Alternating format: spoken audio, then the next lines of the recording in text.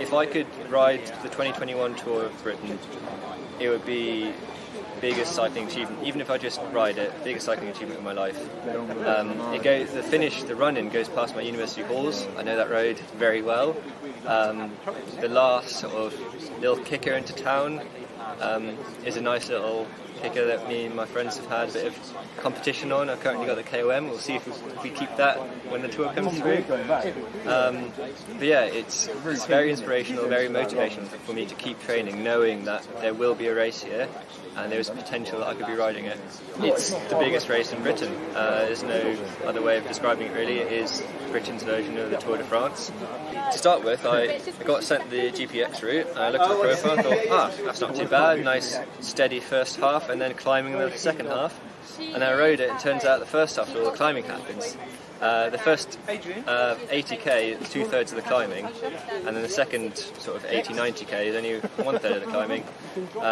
So it's a bit odd, but it's going to be absolutely savage and relentless. What is it about the Devon roads? Because they seem to have that sort of grippy, twisty-turny nature. I think it's the fact that there's no flat to recover or freewheel on. You're either going up full gas or you're trying to make up the gaps on the descent, and you never get into a rhythm. You're in the big chain ring one moment, little chain ring the next, and I think it's just mainly that. There's no rhythm you can just chug away on. It's like fartlek training.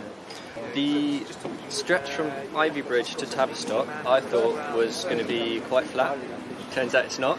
I've not ridden that road before, and it's going to, I reckon a lot of it will happen there, because that's just before the second KOM. And then once you're up on the moor, it should be a cross-tail back to the finish. But cross-tail in a bike race does mean splits, so it could be split along the moor. And you've got a few little kickers right before the end, and those are going to be decisive. I reckon the winner is going to come from the last two climbs, sort of 15k to the finish.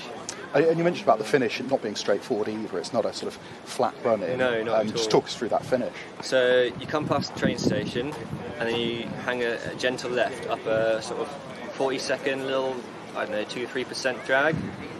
If you hit that with speed, it's not too much of an effort.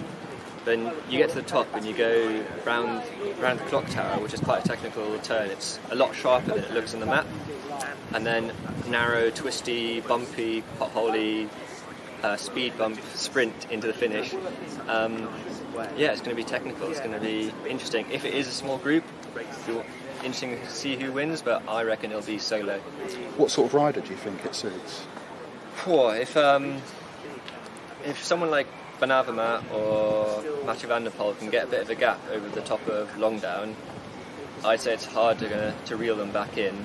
If it stays together, someone like a Sagan style sprinter that can get over climbs, I reckon someone like that.